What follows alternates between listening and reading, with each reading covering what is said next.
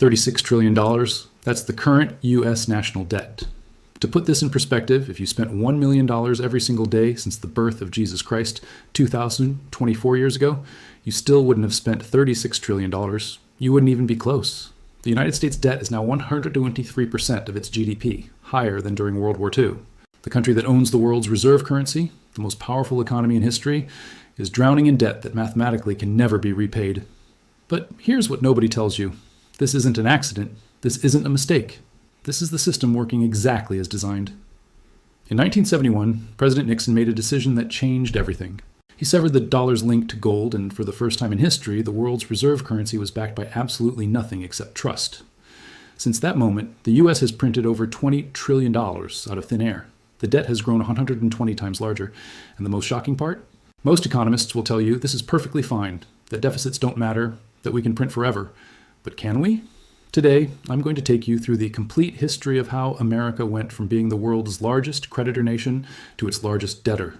From Alexander Hamilton's brilliant debt strategy to the reckless money printing of today, you'll discover why the 2008 bailouts changed everything, how COVID accelerated us into uncharted territory, and why 2025 might be the year the bill finally comes due. Stay until the end, because I'll reveal the 3 scenarios for how this story could end, and none of them are what you expect. 1790. America's first debt crisis. Let's rewind to 1790. The United States of America is just 14 years old, and it's already drowning in debt. The Revolutionary War cost approximately $75 million, an astronomical sum for a newborn nation with almost no revenue. The Continental Congress had printed so much paper money during the war that hyperinflation destroyed its value. The phrase "not worth a continental" became slang for worthless. State governments owed $25 million, the federal government owed $54 million to foreign creditors and domestic bondholders. Soldiers who fought for independence weren't getting paid. The country was on the verge of collapse before it even truly began. Enter Alexander Hamilton, the first Secretary of the Treasury. Hamilton understood something revolutionary. Debt, if managed correctly, isn't a weakness. It's a tool of power. On January 14th, 1790, Hamilton submitted his first report on the public credit to Congress. His plan was controversial and brilliant.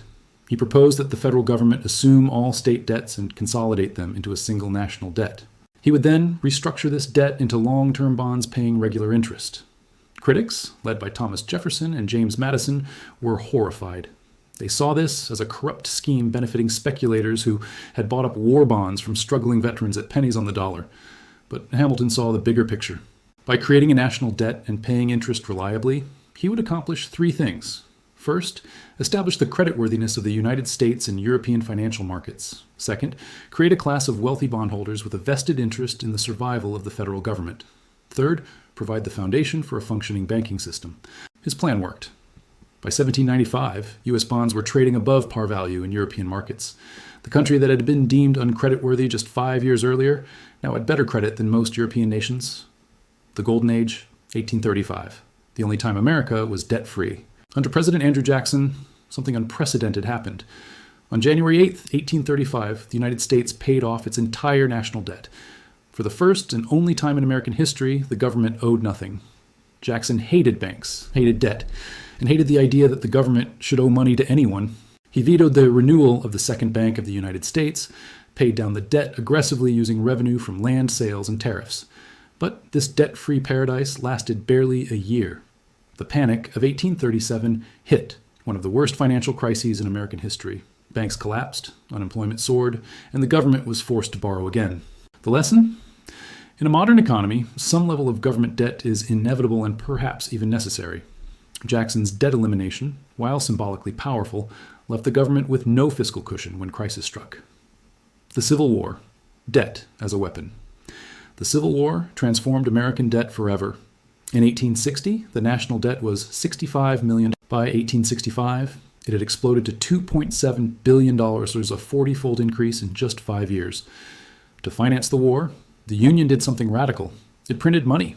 The greenback, a fiat currency backed by nothing but government promise, was born. This was America's first experiment with unbacked paper money since the disastrous Continental. The Union also pioneered modern war financing through bonds. Secretary of the Treasury Salmon P. Chase and banker J. Cook launched the first mass marketing campaign for government bonds, selling directly to ordinary citizens. Over 600,000 Americans bought war bonds, a revolutionary democratization of government debt.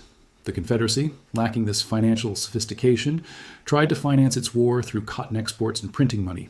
The result? Hyperinflation, exceeding 9,000% by 1865. The South literally printed itself into economic oblivion. The return to gold and the Gilded Age. After the Civil War, America faced a crucial decision: return to the gold standard or continue with fiat greenbacks. The debate raged for 14 years. Creditors and Eastern bankers wanted gold. It protected the value of their bonds. Farmers and debtors wanted continued paper money. Inflation reduced their debt burdens. In 1879, the U.S. officially resumed gold convertibility. $1 equaled 1 power 20.67 of an ounce of gold, a ratio that would remain fixed until 1933. This return to gold ushered in the Gilded Age, a period of spectacular economic growth, but also extreme inequality and financial instability. The gold standard imposed rigid discipline on government spending. Without the ability to simply print money, the federal government couldn't run persistent deficits. The national debt actually declined from $2.7 billion in 1865 to $1.2 billion by 1916, despite rapid economic expansion. This wasn't virtue, it was constraint. The gold standard acted as a straitjacket on fiscal policy. World War I, the first modern debt explosion. When America entered World War I in 1917, everything changed. The war cost $32 billion, more than 10 times the entire federal budget before the war. By 1919, the national debt reached $27 billion. To finance this, the government sold Liberty bonds through massive propaganda campaigns. Movie stars like Charlie Chaplin, Douglas Fairbanks, and Mary Pickford toured the country selling bonds. Children bought 25-cent thrift stamps. It worked spectacularly. 21 million Americans, 1 in 4, bought Liberty bonds. But here's what's crucial. The debt was still considered temporary. After WWII, the government immediately began paying it down. By 1930, the debt had been reduced to $16 billion, a 40% reduction. This was the last time America would seriously attempt to eliminate war debt after a major conflict. The Great Depression, when balanced budgets failed. The Great Depression shattered the old fiscal orthodoxy. President Herbert Hoover, a true believer in balanced budgets, tried to maintain fiscal discipline even as unemployment hit 25%. He raised taxes in 1932 to reduce the deficit. It was economic suicide. The Revenue Act of 1932 increased taxes during the worst year of the Depression, deepening the catastrophe. Franklin D. Roosevelt, despite campaigning on balanced budgets, quickly realized that Depression economics required deficit spending. The New Deal programs, the WPA, CCC, Social Security, were financed through borrowing. By 1936, the debt had grown to $34 billion. Conservative economists warned of disaster. They were wrong. The economy began growing again, not despite the deficits, but because of them. John Maynard Keynes was formulating his revolutionary theory.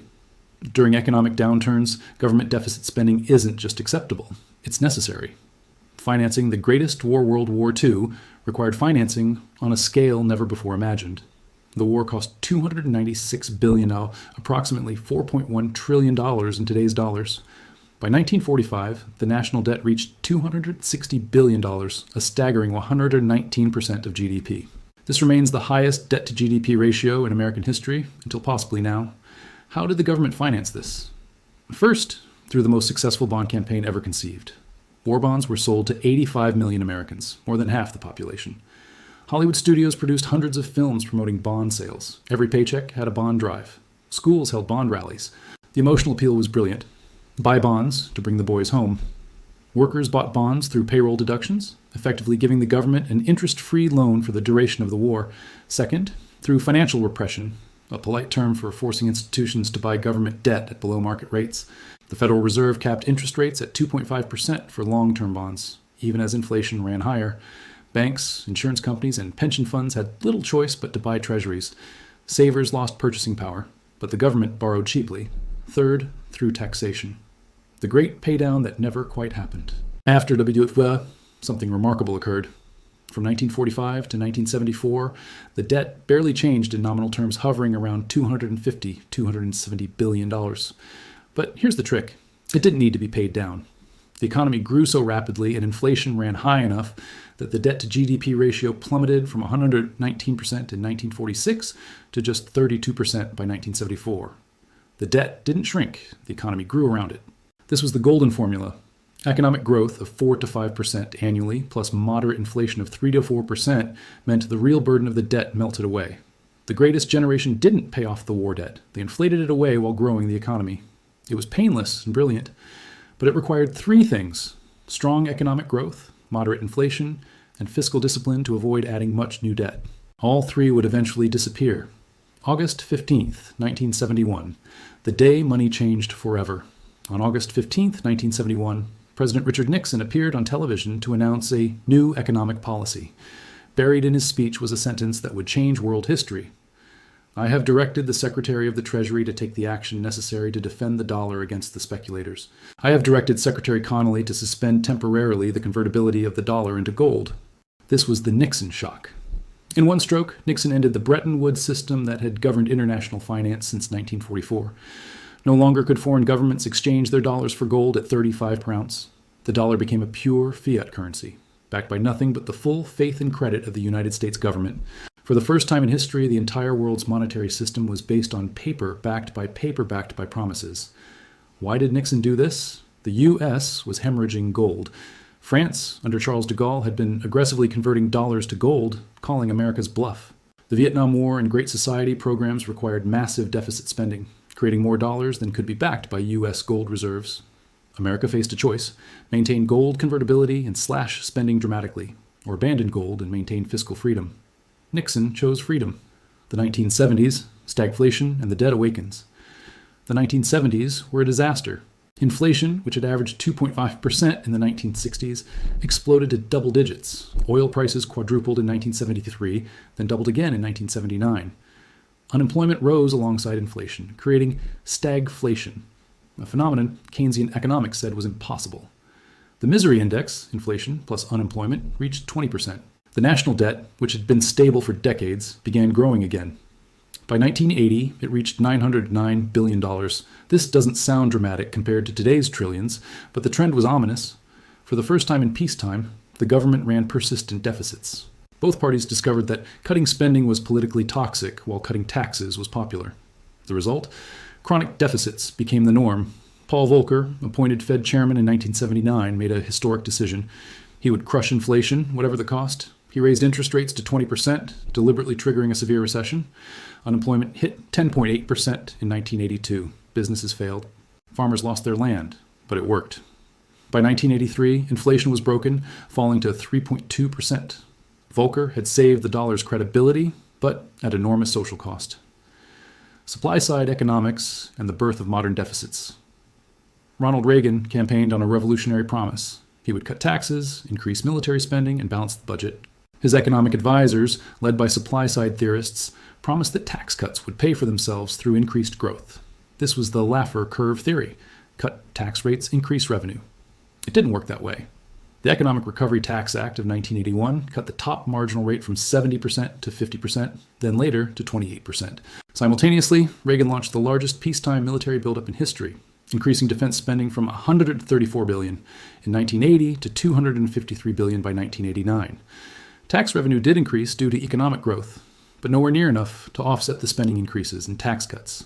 The national debt exploded. In 1980, it was $909 billion. By 1989, it had tripled to $2.7 trillion. Reagan, who had campaigned against deficits, presided over the largest peacetime increase in national debt in history. Critics called it fiscal insanity.